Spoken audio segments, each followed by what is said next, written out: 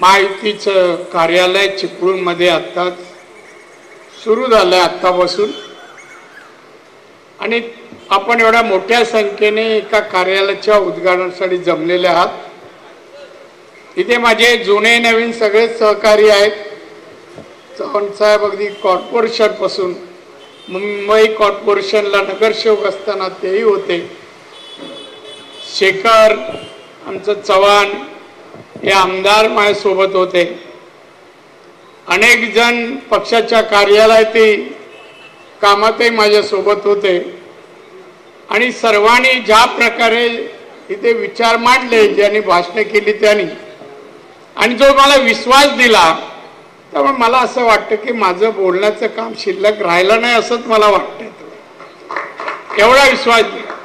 मी गेले 15 दिवस मी या दोन्ही जिल्ह्यात फिरतोय, पण मला समाधान वाटतंय की मी कोकणात, महाराष्ट्रात, देशात जे काही काम केलं एवढी वर्ष, त्या कामाची खऱ्या अर्थाने पोचपावती म्हणा, विश्वास म्हणा, प्रेम म्हणा, जनता मला देत आहे ते पाहून मी खरोखर भारावून जातो। आत्ता दुपारी मी रत्नागिरीत पोचलो। मिसेस मालवणवरून ती पोचली आणि मला रत्नागिरीला आमची भेट झाली। मला म्हणते, तुमच्यामुळे मला फार लोक सन्मान देतात, कौतुक करतात भाषणात, हे सगळं तुमच्यामुळे। बंधू भगिनीनो, मी स्वतःला किती जरी पद, हे 10वं पद आहे माझ्या जीवनात। राजकारणात एवढी पद सहसा कोणाला मिळत नाही। मुंबई कॉर्पोरेशनला पहिल्यांदा मी नगरसेवक झालो, त्याच्या अगोदर शाखा प्रमुख वगैरे पद मी धरत नाही। नगरसेवक, BST चेअरमन, त्यानंतर आमदार, त्यानंतर जवळपास 10, 12, 15 खात्याचा मंत्री, आणि त्यानंतर मुख्यमंत्री, परत विरोधी पक्ष नेता, परत आमदार, खासदार आणि केंद्रीय, अशी लाईनीत 10 पदे मिळाली। ही पदे मिळताना मुख्यमंत्री महाराष्ट्र झालो त्यावेळेला मी म्हणालो होतो जनतेला उद्देशून, राणे हो नाही मध्ये बोला, एका जागेवर उभे राहा। तेव्हाही म्हणालो होतो की मी या राज्याचा साहेब नाही, मी राज्याचा साहेब नाहीये, या राज्याच्या जनतेचा मी सेवक आहे। तेव्हाही आणि आजही मी सेवक आहे। एवढी पदे मिळाली, माझ्यात काही परिवर्तन झालं नाही, ना राहण्यात ना बोलण्यात, कशात मी बदल करून घेतला नाही। आता हनुमान जयंतीच्या जयंती आज आहे, पण मुळात हनुमान जयंती दिवशी माझा जन्मही झालेला, जन्मही झाला। त्यामुळे मी रामाचा सेवक आहे, तो विनम्रच असणार आहे की नाही मला माहित नाही, ना तर जुने मारे सवंगडी बोलतील, दादा काय म्हणतायत असं। पण मी एकंदरीत माझी काम करण्याची एक शैली, पद्धत वेगळी आहे। मी जेव्हा लोकांना सांगतो, ठीक आहे, जसं आधी ते सांगितलं, नोकरीचा प्रश्न आहे, नदीच्या पाण्याचा प्रश्न आहे, पुराचा प्रश्न आहे, असे अनेक काही प्रश्न आहेत। मी प्रश्न शिल्लक ठेवणाऱ्यापैकी नाही ठेव। तुम्ही बघा, सिंधुदुर्ग जिल्हा बघा, मी आलो ना त्यावेळेला बाळासाहेब ठाकरे, पण मी खरं येत नव्हतो। माझा जन्म कोकणात, पण मी लहानपणापासून मुंबईत, आणि मुंबईत माझं कार्यक्षेत्र होतं, आणि मुंबईतून नगरपालिकेला निवडून गेलो। 3 वेळा BST केली, माझं लक्ष होतं मेयर पदावर, आणि बाळासाहेब म्हटले तुला कोकणात जावं लागेल, लोकांची, कोकणी माणसांची मागणी आहे। आता माझं तसं काय, माझं गाव सोडलं तर काय परिचय नाही होता कोकणात। मी साहेबांना, साहेब प्लीज नको ना, मी नको म्हणण्यामुळे माझं लक्ष आमदारकी नको असं नव्हतं, माझं मेयर पदावर लक्ष होतं। म्हणून साहेबांना, साहेब नको, तुला जावं लागेल। ठीक आहे, मी आलो। त्यावेळेला सिंधुदुर्ग जिल्ह्याचं पर कॅपिटल इन्कम दरडोई उत्पन्न 35,000 होतं, आणि आज विचारा 2,40,000, 40। आता ज्या तक्रारी तुम्ही करता त्याविषयी भयावह तक्रारी होत। एक तर मी वाचायचो वृत्तपत्रात कोकणातला सिंधुदुर्ग जिल्हा हा आर्थिक दुबळा आहे, कमकुवत आहे, गरीब लोक राहतात. या इकडे पिण्याचं पाणी म्हणा, शेतीला पाणी म्हणा, रस्ते, पाणी, वीज, शाळा, आरोग्य सगळंच दुर्भिक्ष. मी आलं पाहिला पूर्ण जिल्हा. आंबोलीला मी एक दिवशी गेलो तर मार्च महिना होता. भगिनी 5-5 किलोमीटरहून कळशी पाणी आणताना मी पाहिलं आणि मी ठरवलं की आता आपण कोकणात कोकणी माणूस सुखी कसा होईल, समाधानी कसा होईल, आर्थिक सक्षम कसा होईल यासाठी आपण काम करायचं. आणि त्याप्रमाणे म्हणे मी स्वतः काही निर्णय मनामध्ये घेतले, आता आपण असं राहायचं, असं काम करायचं. आज सांगा मला 34 वर्ष आली सिंधुदुर्ग जिल्ह्यात, म्हणजे मी लोकप्रतिनिधी म्हणून तसं महाराष्ट्र देशात एक काम करत होतो. आज तिथे सांगितलं आता सांगितलं 2,40,000 पर कॅपिटल इन्कम आहे. आज रस्ते बघा, राज्यात रस्ते असे नाही. पाण्याची व्यवस्था एकमेव जिल्हा आहे महाराष्ट्रात 36 जिल्ह्यापैकी टँकर मुक्त, टँकर लागत नाही. प्रत्येकाच्या म्हणजे घरात नळानी नाही तर विहिरी पाण्याची व्यवस्था आहे, टंचाई नाही. आमच्या टँकर लागत नाही. शाळा तिथे वर्ग तिथे शिक्षक 100% आहे. मी आलो तेव्हा 442 शिक्षक कमी होते. त्या मनोहर जोशी मुख्यमंत्री होते. मी गेलो त्यांच्याकडे, सर 442 कमी आहे, तुम्ही जरा सही करा. आमचे सर म्हणजे मनोहर जोशी सह्या करताना 3 पेन ठेवलेले असायचे समोर, 3 पेन. आणि ते मला माहिती होतं कोणत्या पेनाने सही केलं म्हणजे काम होणार. मी बोललो सर मला जरा तुमच्या बाजूने यायचं आहे, समोर नाही तुमच्या बाजूला येऊ का? ये. त्याला माहित नव्हतं मी काय, कोण नव्हता, कॅबिन आलो. सर एक काळा पेन घ्या आणि सही. काय? मी म्हणतो सर प्लीज सही या पेननीच करा, दुसरी लाल पेन नको, निळं पेन नको. लाल पेन म्हणजे कधीच होणार नाही, निळं पेन म्हणजे पेंडिंग ठेवा, आणि ब्लॅक पेन म्हणजे काय. आणि मी सही घेतली. तेवढे 442 शिक्षक. मी काम बघा आणि एक सांगतो, मी काम करताना मी त्या नेत्यांमध्ये लहान होतो आणि मला हाफ पॅन्टीमध्ये शिवसैनिक म्हणून ते सगळे नेते जे मंत्री होते ना सुधीर सगळ्यांनी पाहिलं होतं. आणि ते एक प्रकारला मी बोललो तर नाही म्हणायचे. मालवण शहराला मी गेलो तर खारट पाणी प्यायचे समुद्र बाजूला सगळ्या बाजूला, आणि नळाने पाणी कुठून आणलं नव्हतं, काय व्यवस्था नाही, खारं पाणी. मी लोक म्हणाले दादा आम्हाला पाणी पाहिजे. मी सोर्स अधिकाऱ्यांशी बोललो कुठून पाणी आणायचं. मग त्याने मला एक गाव सांगितलं जे 34 किलोमीटर मालवण पासून लांब, 34 लांब होत. तिथे शिवाजी महाराजांचा काळचा एक तलाव आहे, डॅम आहे. मला सांगितलं तिथून पाणी आणावं लागलं. मी तसं अर्ज लिहिला आणि स्पेशल केस म्हणून शहराला पाणी पुरवठ्यासाठी आपण परवानगी द्यावी. ती मंत्र्याची स्पेशल केस चालत नव्हती, पण परत सरांना सांगितलं आणि सरांनी दिलं. आज 34 किलोमीटरवर मालवण शहराला पाणी येत आहे, पाणी येत. तर मी एक समस्या ठेवली नाही. माझी काम करण्याची पद्धत आहे. इथे असो दिल्लीला असो, दिल्लीला मग गेलो तर एक फक्त फरक सांगतो तुम्हाला. दिल्लीला गेलो तर दिल्लीला महाराष्ट्रातून कोणी जाऊ दे, मंत्री होऊ दे, ते गुंडाळायचं ठरवतात अधिकारी.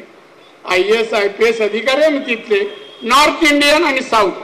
आपल्याकडे सहसा एखादा कुठे असला तर अधिकारी हे IAS IPS सगळे नॉर्थ आणि साऊथचे.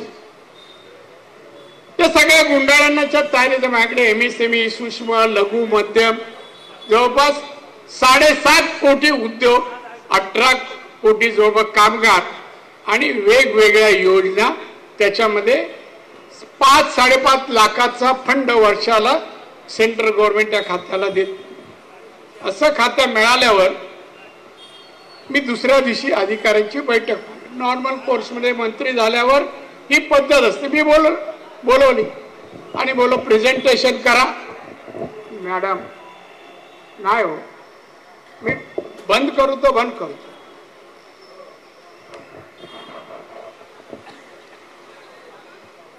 तर मी अधिकाऱ्यांची बैठक बोलवली आणि बोललो माझं हे काम करची पद्धत आहे, तुम्ही दरवर्षी आपल्या डिपार्टमेंटचं अपग्रेडेशन मला दाखवायला पाहिजे, प्रेझेंटेशन याचं दाखवा. माझ्याकडे 12 पैकी 6 लेडीज IAS ऑफिसर, त्यांनी प्रेझेंटेशन दाखवलं. ये आहे. मी बोला मॅडम इसमें GDP का ग्रोथ नहीं है लास्ट 3 साल से, क्या कर रहे हैं आप लोग. थोड़ा सा बोल मी की गलत आहे, आइंदा मैं सस्पेंड करू, असं एक वाक्य माझ्या तोंडून निघाल. पण नाही केलं तर मी सर मला असे नुसते बसून राहणारे अधिकार. 3 दिवसानंतर कॅबिनेट होती, मी आपला कॅबिनेट बसलो. PM साहेब आले. बसायच्या अगोदर म्हणतात, अरे भाई लोग अधिकारी को मत डांटो, बड़ा आग मत करो. बोललं समजलं साहेबांनी आपल्याला म्हणजे कंप्लेंट आपली गेलेली गेली, पण ते काय मला बोलले नाही आणि मला माझ्याकडे पाहिलं पण तो डायलॉग माझ्यासाठी होता.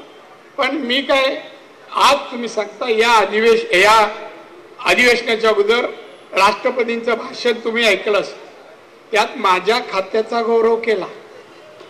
राष्ट्रपती PM साहेबांचं हाऊसमध्ये भाषण झालं बजेटवर, त्यातही माझ्या खात्याची प्रशंसा केली आणि निर्मला सीतारामन अर्थमंत्री तिघांनी माझ्या खात्याचा खर्च गेल्या वर्षी 99.99, या वर्षी 99.95, हा 2 वर्षाचा हा माझा खर्च जवळपास 100%. पण ते एक दाखवावं लागतं ना, एकदम 100% दाखलं म्हणजे याच्यात काहीतरी हेराफेर, म्हणून आम्ही ऍक्च्युअल असत. ही कार्याची पद्धत आहे. मला असं वाटतं माझ्या कोकणी माणसाने मला दिल्लीला पाठवलं, महाराष्ट्रात मी गेलोय, मुख्यमंत्री झालोय, मंत्री झालो, सगळ्यांपेक्षा समथिंग डिफरन्स, काय वेगळं आपलं असलं पाहिजे. मी कॉर्पोरेशन पण सवय लागली, कॉर्पोरेशनला नावं असतात ना, नगराध्यक्ष झालेल्यांची, स्टँडिंग चेअरमन, असं वेगवेगळ्या ठिकाणी गेले, मंत्रालयात गेल्यावर मुख्यमंत्री आणि म्हणतात नाव असतं. मी एक ठरवलं होतं, आपलं नाव वाचताना माणूस थांबला पाहिजे, नाही याची कारकीर्द बघा, असे वेगळे असते. आणि हा वेगळेपणा मी 1-2 नाही गेली 40 वर्ष टिकवलाय बांधवानं, हे सांगताना मला अतिशय अभिमान. आणि मग आता असं वाटतं, मी जातो ना तिथे लोक एकच म्हणतात, दादा तुम्ही इकडे येऊ नका, पहिल्यांदा आम्हाला तुम्हाला मतदान द्यायची संधी आली, आम्ही तुम्हाला ते. आता मी राजापूरहून जाऊन आलो.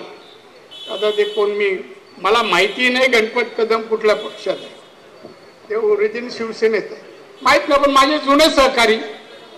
मी राजापूर रस्त्यावर त्यांचा गेलो, त्यांनी मिठी मारली, डोळ्यात अश्रू आले. मी काय आलं सर, काय नाही दादा तुम्ही भेटत नाही. मी नाही होता, तुम्ही वेगळ्या ठिकाणी आहे, मी दिल्लीला असतो. मी नुसतं हे नाही केलं, कामच नाही विकास कामं केली, मी माणसं जोपासली, त्यांची मनं राखली, प्रत्येकाला आलेल्या माणसाची गरज भागवली. मी लीडर होतो, नेता झालो, नेते पण मिरवलं नाही, पण माझ्या असलेल्या शिवसेनेचे त्यावेळेचे आमदार, कोणाचं मुलीचं लग्न असू द्या, कोण घर बांधत असू द्या, काही त्याच्यात नारायण राणेचा हिस्सा असायचा. एक तर तुम्हाला तो आमदार आता आला ना, शिंदेच्या गटात आहे पाटील, ते साहेब त्याने बोलून दाखवलं. ते आले, पत्रिका घेऊन आले, ठेवली, सोलापूरच्या, आणि म्हणाला दादा मुलीचं लग्न कर. म्हटलं वा अभिनंदन तुझं, काय ठीक आहे ना सगळं, खाली मान करून राहिला. अरे बोलत ठीक आहे ना, लग्नाचीच आहे, थोडी अडचण. म्हटलं ठीक. मी आतमध्ये गेलो, आणले पैसे, ते हातात दिले 25 लाख, तू पुरं. हे काम मोठे, पण आपल्याकडे पैसे आहे म्हणून नाही, आपण पुढारी आहे, नेता आहे, मग आपण नेतेपद असेल तर सगळ्यांच्या गरजा, सगळ्या अपेक्षा पूर्ण. आज जे लोक प्रेम करतायत ना, ते नारायण राणेच्या बाकी कुठल्या गुणावर नाही, माणुसकी एका गुणावरच आज लोक माझ्यावर प्रेम करतात. आणि मी तुम्हाला सांगतो, मी आज पाऊल टाकून आलो, मी कुठे नवीन ठिकाणी जाताना उजवा पायानेच पहिला जातो, आपली प्रथा आहे, कन्व्हेन्शन आहे. मी आत टाकलं आणि मनात निर्धार केला की रत्नागिरीच्या लोकांच्या अपेक्षा ज्या आहेत 1, 2 नाही 3 वर्षाच्या आत पूर्ण करायचं. 3 वर्ष, मला 5 वर्ष लागत नाही. मला कुठलं काम कुठलं 3 वर्ष तुमची यातली कामं राहणार नाही. फक्त मी सांगेन मी इथे उद्योग आणि जमिनी नाही म्हणायचं नाही. मला फार सिंधुदुर्गात त्रास झाला. काही कर आमका विकास नको हे मालवणी बोलायचे. आमका अरे पण नोकऱ्या येणार कशा? गावात एक गाव होतं कणकवली स्टेशनच्या मागे, कणकवली लागून आशिया गाव. मी आमदार झालो. मला लोकांनी सांगितलं दादा या गावात म्हणजे लाईट नाही, पाणी नाही, रस्ता नाही, आरोग्याची व्यवस्था नाही, पण गाव समाजवादी आहे. दंडवतेच्या एक कडवट दंडवते आले सगळे. मग बोला कधीतरी मला घेऊन तरी चला देवळात वगैरे त्या गावात. व एक आमच्या कार्यकर्त्यांनी त्याचं नारळाचं दुकान कणकी तो बोला दादा मी तुम्हाला बोलवतो आणि गेलो. पूजा होती गावाची आणि मी गेलो. आमच्याकडे पद्धत आहे पूजा असली का वडीलधारी माणसं मस्त कपडे जॅकेट टोपी घालून बसतात. रस्ता नव्हता तेव्हा मी पायवाटेने चालत आम्ही गेलो. ते सगळे जमले होते. मी नमस्कार सर्व वडीलधारी मंडळी मी नमस्कार. एक जण वर पाहिना, एक जण. मी त्या बरोबर त्याला बोललो जरा मला दर्शन करू. दर्शन केलं परत आलो. त्याला बसू काय हो जरा बसू? हा बसा बसा बसा. गेलं गाव छान आहे हो, सुंदरच गाव आहे. इथे चोऱ्या होणारच नाही का रस्ताच नाही. गेलं चोऱ्या कशा होते का रस्ते यायला रस्ता नाही. बरं लाईटही नाही, लाईट नाही चोर शिरणार कसा? लाईटही नाही. मिळलं पाणी, पाणी नाही. एकाठी दुसरी विहीर आहे. फेब्रुवारी महिन्यानंतर ती आटते. पण सुंदर गाव आहे तुमचं, अतिशय चांगलं. एवढं बोललो आणि गेलो. दुसऱ्या दिवशी परत सगळ्यांनी दादा आमच्याकडे आज आहे ना, आज कणकवलीचा गुंठ्याचा दर 11 लाख आहे. तोच आज आशिया गावाचा आहे. तिकडे रस्ते सगळं मी दिलं वर्षभरात. पण पहिल्या दिवशी जेव्हा रस्ता करायला गेलो 150 माणसं रस्त्याला पाठवली रोजगार मिळण्यात.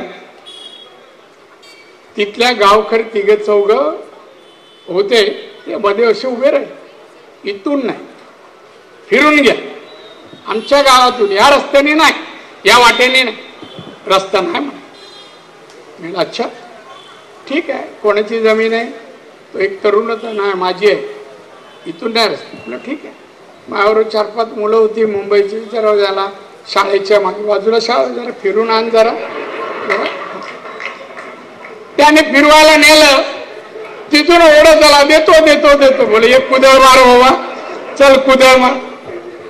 असा रस्ता झाला. तो आता त्या गावात सगळ्या सुविधा आल्या आणि 11 लाख रुपये गुंठा आता ते जमिनीचा भाव चालला. जमिनी अशा अनेक गोष्टी. तेव्हा सगळं विमानतळ. आज खासदार इथला आम्हाला विमानतळ नको, लोकांच्या जमिनी घेऊ नका, उपासमार होईल अमुक तमुक. मला मी गेलो मुंबईवरून मी आणि बोलो काय चाललंय? तो म्हणून तिकडे आंदोलन चाललंय. म्हणलं मला दाखवा तरी कुठे. मी गेलो बघतो तो हा खासदार 15 माणसं घेऊन बोंबलत होता. पोलिसांना बोललो, बोलो काय ह्यांना संरक्षण द्यायला आलात कशाला? नाही साहेब आंदोलन करतात. मी बोललो हे विरोध करतायत, जागा ऍक्विशन करतात, विरोध करतात. सगळ्यांना आतमध्ये टाका मला ऍक्विशन करू. पोलिसांनी मी सांगितल्यावर खासदार सगळा घेऊन गेले आणि तो ऍक्विशन झालं, विमानतळ झालं आणि उद्घाटन दिवस ठरला तेव्हा हे महाशय उद्धव ठाकरे मुख्यमंत्री. आपण मुख्य विमानतळाचं उद्घाटन मुख्यमंत्री बोलवतो आणि उद्घाटन त्यांच्या हस्ते होतं. माझं हेलिकॉप्टर थोडं लेट आलं तिथे. तोपर्यंत हे सगळे जागा अडून बसले होते. मी आलो अधिकाऱ्याला बोललो, बोला काय? तर म्हणा साहेब या उद्घाटन करतायत तुमच्यामुळे थांबले. उद्घाटन केलं. उद्धवच्या बाजूलाच उभा राहील. स्टेजवर जातो तर ज्यांनी विरोध करत होता ना तोच खासदार इथला माईक घेऊन स्वागत करतोय सगळ्यांचं. म्हणलं अरे हा काय प्रकार आहे? मी उद्धवला ना, उद्धव हा माणूस आहे ना, हा एअरपोर्टला विरोध केला. बोललं सिंधुदुर्ग जिल्ह्यात रत्नागिरी जे जे प्रोजेक्ट येतात त्याला करू देत नाही, हप्ता मागतो, पैसे मागतो. हा खासदार तोंडावर बोलत त्याच्या उद्धव काय नाही, गप्प बसले. असे खासदार आहे. काही 10 वर्ष त्यांच्या जिल्ह्यात केले नाही, इथे तुम्हाला जास्त माहिती. काय कर, सत्ता आमची, दिल्लीत सत्ता आमची, राज्यात सत्ता आमची. परत 4 दिवसापूर्वी दिल्लीला गेले माशे उद्धव ठाकरे रामलीला मैदानावर. काय भाषण केलं? चांगलं भाषण करता येत नाही. आज पण आलाय रत्न टाइम्सला हेडलाईन, त्याला उत्तर मी दिलंय, ट्विट केलंय, चांगल्या भाषेत ट्विट केलंय. काय बोललं ते रामलीला मैदानावर? आपके बार मोदी तडीपार. अरे तुझे खासदार किती? 5. भाजपचे खासदार किती? 303. मोदी बहुमतात आहेत. मोदी आता काय म्हणाले? इस बार 400 आम्ही, आणि तुझे यावेळेला 0 येणार, एकही येऊ देणार नाही महाराष्ट्रात, 0. आता 16 आमदार राहिले, 40 गेले. या निवडणुकीनंतर 10 जाणार आणि राहणार 6. ते का ऑक्टोबर मध्ये निवडून येत. मोदी तरी, आपण कोकणी माणसं मोठ्या माणसाचं नाव तरी घेतो का? पहिले नाव आर्ग्युमेंट करतो, वाद करतो, कधी त्यांच्याशी नाही, मान देतो. हा म्हणतो तडीपार, पंतप्रधान देशाचे. अरे तुला नोटीस आली होती ईडीची, मागच्या दरवाजेने याच PM साहेबांना भेटलास ना, कितीतरी बोलणार, जाहीर सभेत बोले. पण आज हे जे फिरतायत ना, याने या लोकसभा लढवण्याची, खासदार म्हणून जो व्यक्ती मागे 10 वर्षात काय करू शकला नाही, बांधवांनो, त्याचं काम नाही. मला हसायला या गोष्टीचं येतं. आणि जो लोकांचं, मतदारांच्या बद्दल मला आश्चर्य वाटतं. निलेश त्यांच्या विरोधात उभा होता. निलेश माझा मोठा, तो अमेरिकेत शिकला, ग्रॅज्युएट जाऊन देशात आला, मुंबईत आला, तिथे MCOM केला आणि महाराष्ट्र इंडस्ट्रीवर PhD पण केला. तो PhD झालाय. तो उमेदवार मागच्या लोकसभेला. त्याच्याबरोबर शिवसेनेचे मॅट्रिकला 10वीला 3 वेळा नापास झालाय. 3 वेळा, 10वी नाही 11वी, 3 वेळा. मॅट्रिक न झालेला खोटा सर्टिफिकेट सादर केले. मागच्या वेळा मी कंप्लेंट पण केली. पण लोक पण निवडून देतात. PhD केलेल्या माणसाला नाकारलं आणि याला निवडून दिलं. काय करणार हो? त्या लोकसभेत मी पाहतो, मी मंत्री असल्यामुळे दोन्ही सभागृहात मला जायला परवानगी. मराठी काय बोलतो? शुद्ध मराठी बोलायला सांगावं. चला हिंदी बोलायला सांगा, दिल्लीत हिंदी नाही तर इंग्लिश हाऊसमध्ये. मराठी बोलू शकतो पण परवानगी काढावी लागते. निलेश आला ना तर एक दिवशी सांगा, जरा आम्हाला राऊत लोकसभेत कसा बोलतो ना, जरा बोलून दाखव. तो मस्त नक्कल करतो, उभे हिंदी. असं काय करू नका. तुमचा विकास करणारी माणसं कोण? विकास करण्याची क्षमता कोणामध्ये आहे? विकास करण्यासाठी सत्ता समोरच्याकडे आहे की नाही? सत्ता असेल तरच विकास होईल. एखाद्या मुलाने मला, साहेब माझी घरात उपासमारा नोकरी लावा, तो लावू शकतो? वागतो का तसं कोणाच चांगलं? बरं त्याचा कोण अधिकारी ऐकेल? कोण आहे तो? कोण नाही. खासदार काय ते? पण मी पाठवलं तर कोणी अधिकारी नाकारू शकत नाही, नाकारू शकत. इथे दिल्ली पण. आणि म्हणून बांधवांना विचार करा. विकास मी उद्या निवडून दिला, विकास मी करेन, पण त्याला जो सपोर्ट लागतो, सहकार्य लागतं वेगवेगळ्या गोष्टीसाठी, जमिनीसाठी, अमुकासाठी, ती दिलीत ना ते जास्त वेळ. नोकऱ्या आता सिंधुदुर्गाचे प्रकल्प मी आणतोय ना, ते जरा जाणून घ्या. सिंधुदुर्गात तो शेवटचा तालुका दोडामार्ग, जंगल आहे. गोव्याचा मोफा आता त्याला लागून आलाय. त्या एअरपोर्टला दोडा मार्गून जायला अर्धा तासच लागतो, कारण फिरून जायला लागतं. हायवे अर्धा तासावर आहे, पोर्ट बंदर 40 मिनिटावर आहे वेगुर्ला, रेल्वे अर्ध्या तासावर. सगळ्या वाहतूक व्यवस्था त्या जागी आहे. तिथे मी 1400 एकर जागा राखून ठेवल्या उद्योगासाठी. कोणता उद्योग आणणार? पियुष गोयल आमचं दोघांचं बोलणं झालं, त्याच्याकडे हेवी आहे आणि माझ्याकडे मीडियम. आपल्या देशात हॉस्पिटल लागणारे इक्विपमेंट म्हणजे साहित्य बदलत जात नाही, आपण इम्पोर्ट करतो. माझंही हॉस्पिटल आहे, मी अमेरिका आणि जर्मनीमधून सगळ्या मशिनरी MRI वगैरे तिथून मागवतो. बांधवानं त्या जागी मी 500 कमीत कमी कारखाने हॉस्पिटलला लागणाऱ्या मशिनरी बनवणाऱ्या मी तिथे आणणार आहे. आणि त्यासाठी मला सिंगापूरचा एक इन्व्हेस्टर मला मदत करतोय. 500 ते 1000-1200 होतील, पण 500 मेडिकल इक्विपमेंट बनवणार आहे. बाकीच्या जागेमध्ये आपल्याकडे आंबा, काजू, नारळ, सुपारी, फणस, करवंद किती फळ आहेत. आता पाऊस पडला, बाद. फक्त आंब्याला थोडंफार मार्केट मिळतं, लोक पहिलीच विकतात. काही जानेवारी पासून तर आता एप्रिल, आता पाऊस पडली कुठल्या शेती. मी फूड प्रोसेसिंगचं ट्रेनिंग सेंटर आणि इंजिनिअरिंगचं ट्रेनिंग सेंटर ओरसला 200 कोटीचं सेंटर, गव्हर्नमेंटचं ट्रेनिंग सेंटर काम सुरू केले. बाजून होईल 20 एकर जागा शिंदे साहेबांनी राज्य सरकारने मोफत दिली. म्हणून मी सांगितलं बाबा एक पैसा देणार नाही, सही करा. कोण नाही म्हणत नाही, मला माहित नाही, त्यांचा मोठेपण. मी त्याचं श्रेय दिली. तिथे आता 2 क्लस्टर मी फूड प्रोसेसिंगचे शिंदोळ्यात ऑलरेडी दिले. प्रत्येक फळापासून काहीतरी बाय प्रोडक्ट काढतो. परवा विमानातून येत होतो मी आणि इंडिगो होतो, तर बऱ्याच तिच्यामध्ये स्टाफ पण मी बऱ्याच जणींना एअर हॉस्टेलमध्ये लावलेले.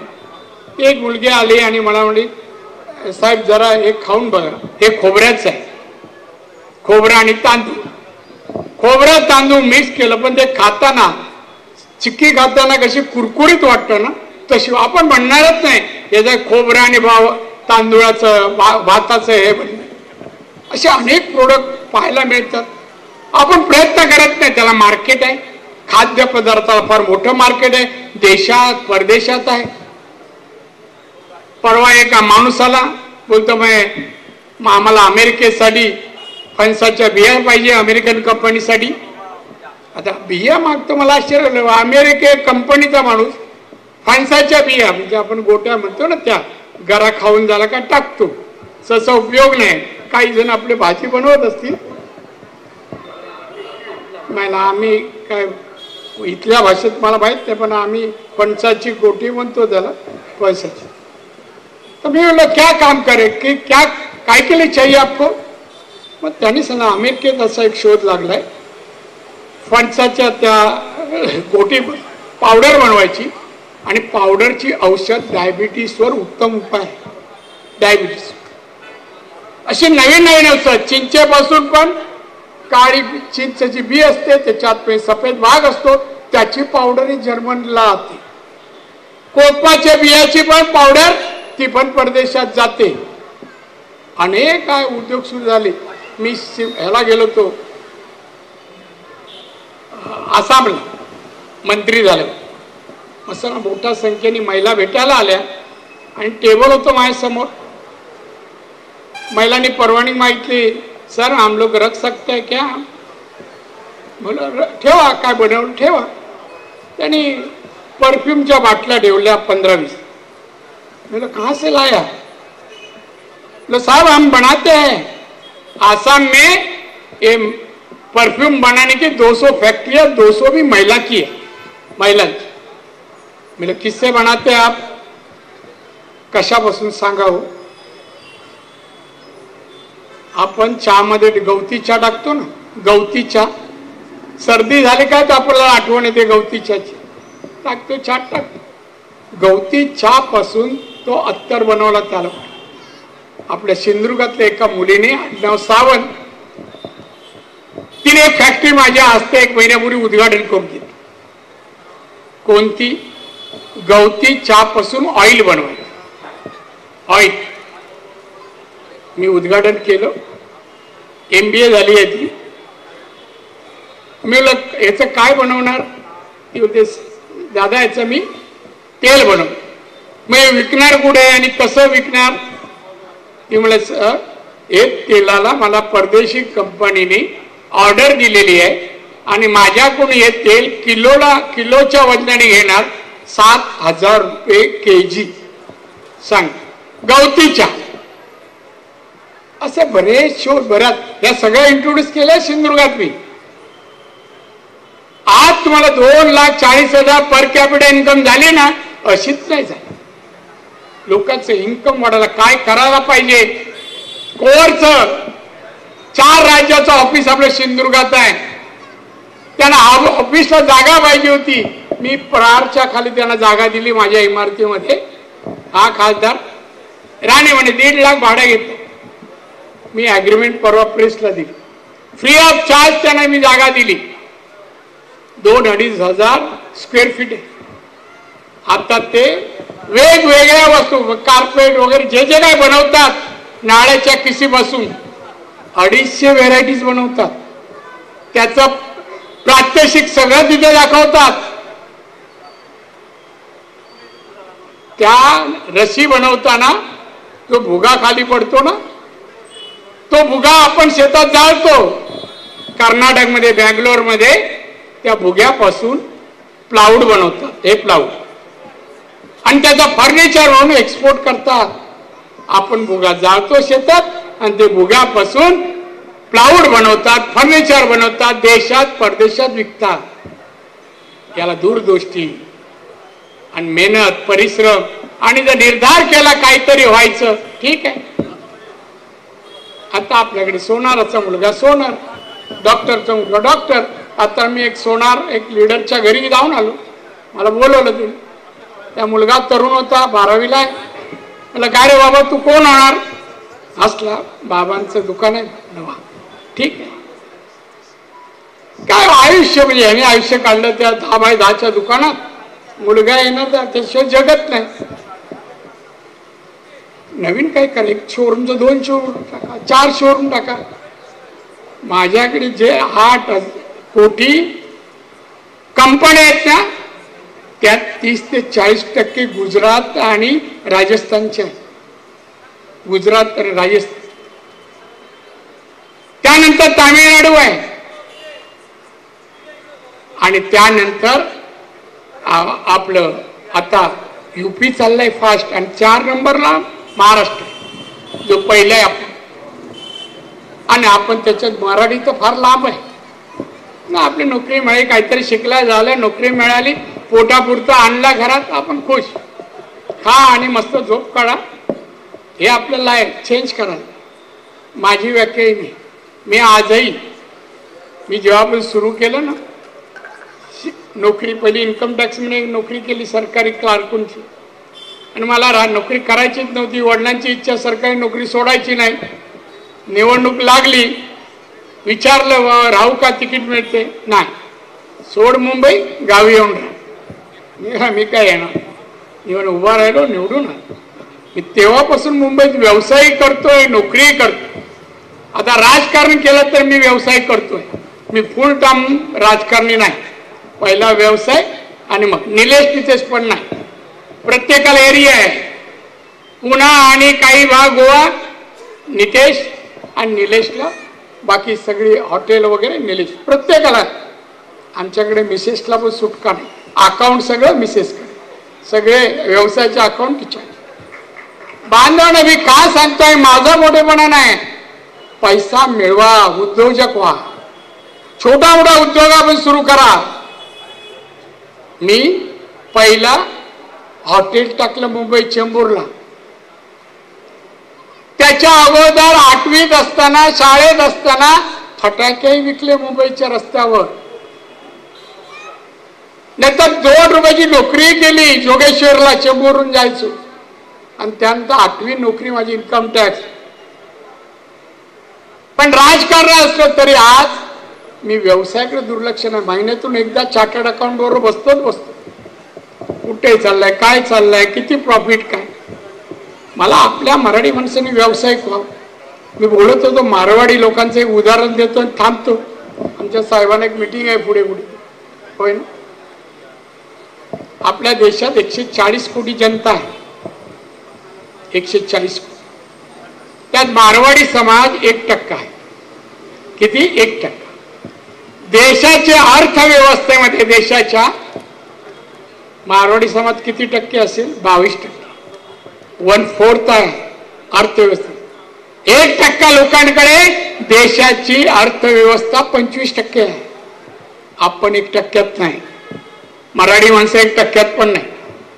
मुंबई हजारो कोटीची उलाढाल मुंबई शहरात होते, त्यातही मराठी माणसाची राजधानी. आपण 1% पण त्याच्यात. सुरू करा, मेहनतीने सगळं शक्य. मी आजही 15-16 तास काम करतो. आजही कधी मी थांबत नाही. आता गोव्याला गेलो ना, मीटिंग संपली, हॉटेलमध्ये जाणार, मेन गेटने मी आज जात नाही. मी किचनचा मागचा गेट आहे, तिथून आज जातो. पोलिसांना सांगतो तुम्ही बाहेर थांबा, यायचं नाही. आणि पहिलं किचनचं रजिस्टर चेक करतो, चिकन कधी आलंय, मटन कधी आलं का, आणि नंतर मग कॅशियर करतो. हे आजही पाहतो. माझ्यात बदल नाही. मी कोणी असो, केंद्रीय मंत्री आहे, मी कॅबिनेट आहे. अरे आपलं उत्पन्न असलं, समजा कोण भिकारी आला, कोण मजूर मागाल, तर आपण खिशातून देऊ शकतो. आपलं नसलं तर दुसऱ्याच्या खिशात घालायची वेळ येते. जे येते घालतात ते बदनाम होतात. असं होऊ नये. माननीय मोदी साहेबांनी आपल्याला अभिमान शिकवला. मोदी साहेब आले पंतप्रधान म्हणून 2014ला जगाच्या अर्थव्यवस्थेत 11 नंबर होता भारताचा. आज विचारा 10 वर्षांचा 5वा क्रमांकावर आहे. जगाच्या अर्थव्यवस्थेत भारत 5वा क्रमांक. 3.5 टाळ्या पडल्या. Very good, thank you. आणि 2030 साली आपण 3रा क्रमांकावर. America, China, Bharat. मोदी साहेब नेतात. मोदी साहेबांच्या 54 योजना वाटा लोकांना. कोरोनाच्या वेळेला उपासमार होत होती. फॅक्टऱ्या बंद, हॉटेल बंद, व्यवसाय बंद, गरिबांच्या घरात अन्न नव्हतं, उपासमार होत होती. त्या माननीय मोदी साहेबांनी 80 कोटी जनतेला मोफत धान्य पुरवठा तेव्हा सुरू केलं. आजही आहे, पुढचे 5 वर्ष असणार. अशी किती 54 योजना आहेत. घरात आजारी माणूस पडला, घरात पैसे नसतील, आयुष्यमान भारत ही योजना मोदींनी सुरू केली. 5 लाखापर्यंतची मदत मिळते. देशाची आपली हे पाहिलं तर आपल्या देशात ग्रामीण भागात संडासाची व्यवस्था नाही, आणि महिलांसाठी आवश्यक हा विषय होता. मोदी साहेबांनी किती संडास देशात दिले? 11,72,00,000. किती मोफत घरं दिली पक्की? 4.25 कोटी. किती नळाच्या जोडण्या दिल्या प्रत्येक घरात? नळाने पाणी 8 कोटी लोकांना घरामध्ये. अशा अनेक योजना आहेत. मी परत कधी उदाहरण तुम्हाला देईन की आपल्या पंतप्रधान किती काम केलं. तेही 18 तास काम करतात. 18 तास. एक दिवशी 4 वाजता फ्रान्स मधून आले, आणि दुसऱ्या दिवशी आले त्या दिवशी बुधवार रात्री आले 4ला, आणि बुधवारी कॅबिनेट असते. आम्ही आपलं पाहिलं लोकेशन मोदी साहेब, तर तिकडून निघाले 4ला पोचणार. बोले 4ला पोचले, येणार आणि झोपतील, कॅबिनेट कॅन्सल होईल असं आम्ही समजलो होतो. तरी आम्ही तयार होऊन आलो कॅबिनेटच्या ठिकाणी. आमच्या अगोदर 2 मिनिटं मोदी साहेब मस्त खुर्चीवर बसले वाट पाहत. बघा किती पंक्च्युअलिटी, सिन्सिरिटी. आणि भारत देशाच्या 140 कोटी लोकांच्या जीवनाचं परिवर्तन करण्यासाठी, भारताला महासत्ता बनवण्यासाठी, विकसित भारत बनवण्यासाठी मोदी आज कष्ट घेत आहेत. आणि म्हणूनच त्यांनी सांगितलं अभिमानाने, अब की बार 400 पार. या 400 पार मध्ये, मोदींच्या 400 पार मध्ये तुमच्या हक्काचा रत्नागिरी सिंधुदुर्गाचा खासदार हवा असेल तर तुम्ही मला मतदान करावं, मी तुमच्या सेवेला तयार आहे. मी कामात कुठल्या मागे पडणारा नाही, कोणच नाही. आपल्याकडे नाहीये. मी अधिकारी माझ्याकडे जेव्हा सुरुवातीला येतात, चिठी येते, कटसी कॉल, नवीन सेक्रेटरी कटसी, मला बोलव, बसा. का असा विचारतो, कुठून आली पोस्टिंग? मग साहब मैं ये डिपार्टमेंट से है. पण अच्छा, इश ऑल द बेस्ट, स्टार्ट करो. मग तो उठतो जायला, एक सुन के चाहिए. क्या सर?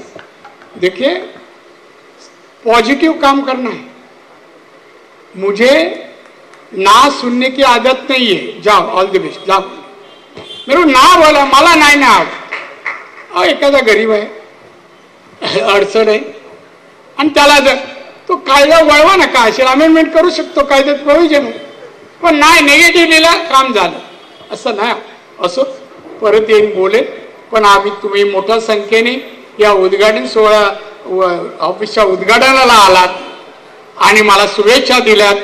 तुमच्या शुभेच्छांनी नक्कीच माझा विजय 4 जून रोजी लागेल. त्यात देशाच्या प्रचंड मताने निवडून येणाऱ्या खासदारामध्ये तुमचा खासदार असावा, असं मतदान तुम्ही करावं, अशी विनंती करतोय आणि आभार मानतो.